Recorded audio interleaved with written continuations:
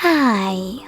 In front of me is Google Pixel 5a, and today I would like to show you how you can connect it using Bluetooth. Start by opening Settings.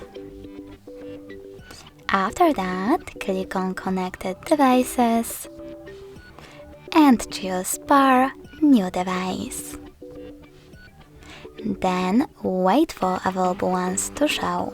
When they do, click on the one that you wish to connect to.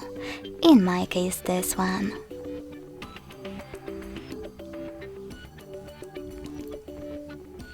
In order to connect, you need to select Pair in this pop-up and wait for the other device to do the same.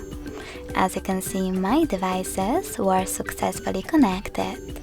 If you wish to disconnect them, click on this icon, the gear one, next to the device, choose Forget, and confirm your choice in the pop-up.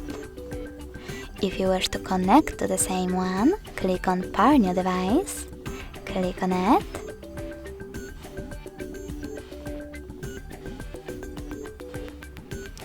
and select Pair again.